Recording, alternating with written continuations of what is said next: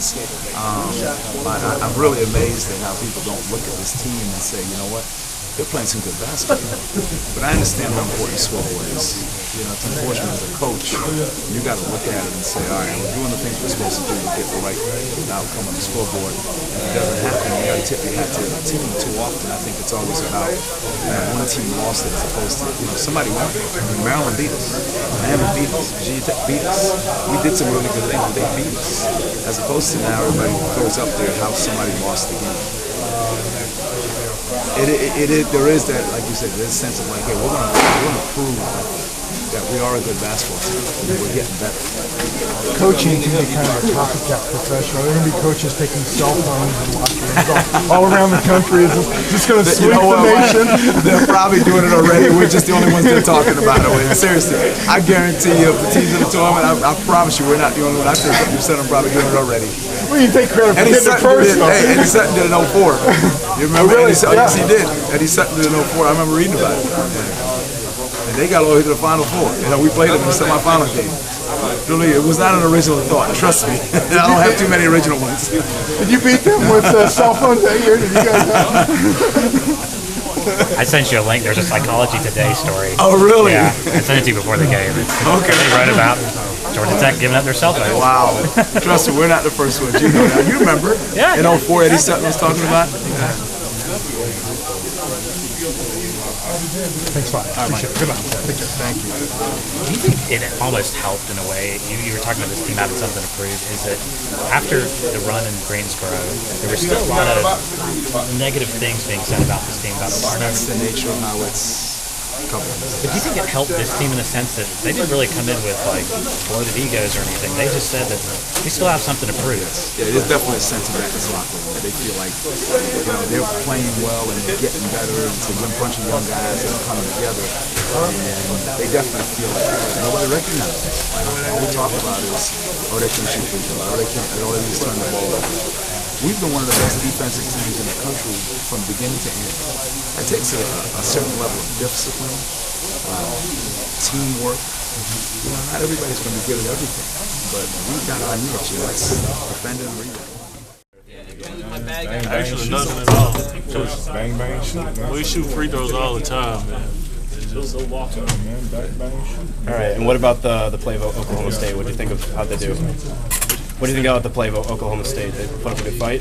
Yeah, they played really well. They're a really good executing team. We just started the second half. I feel like we really locked down.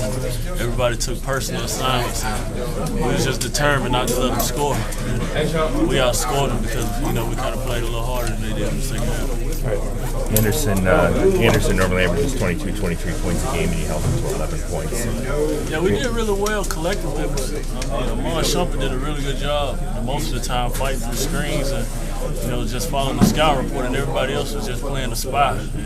But Anderson and Page, Page can pretty much hit it from anywhere. So, my goal was not to let Page score, it was not to let Anderson score. So that was our goal throughout the second half. You got 10 quick, but then you slowed him down for the rest of the game. Exactly. We always determined. We was like, we didn't want to lose, so he pulled me to the side. I pulled him to the side. We was like, okay, you don't let him score, I won't let him score. So we just buckled down and played defense. Thank you. 23 points a game, you're really able to stick with him and hold him down. What did you do to kind of stop him? I just watched a lot of film. I knew he was a big-time scorer. He scored off a lot of screens, and also creating for himself. So I just wanted to keep him uncomfortable. And it seemed to work, right? It worked well.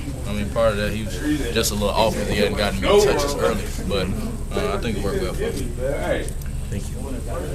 It's a tight game with Oklahoma State. Something you expected coming in?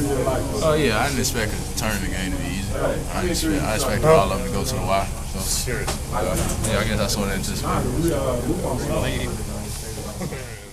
3 shots. We stopped our key guys, and that was our goal going into the game. Okay. Is there something that you think you need to improve on to move further into the tournament? Or are there things that you learned from this game that you need to improve on? Most definitely. We can always nobody's perfect. Just decision making. That's the main bit. Decision making, being more type of execution. Okay. Thanks, man. Appreciate it. Were there points this season where you didn't think you'd be sitting here and talking about winning a first-round NCAA tournament game? No. Never had a doubt? No. What made you believe? Who we have.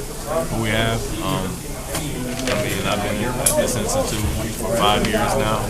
I mean, I'm an optimistic guy, and the talent that we have. I mean, from day one, it's been talked about. And I'm just glad we're actually able to showcase it. What's happened? I'm not sure you got this question 100 times, but what's happened the last 2 weeks that's enabled you guys to kind of take it into a different gear? More of a team. Okay. Honestly, just off the court is, on the court and off the court, more of a team.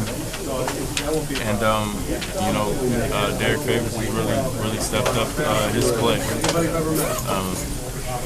He's playing with a lot of confidence, and he's way more mature. The experience he's gained through the season, has really catapulted.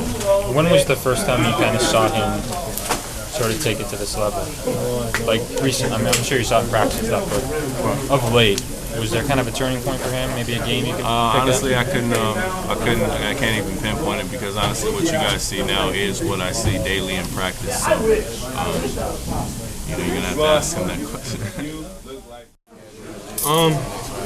We know we're a good team. We know that.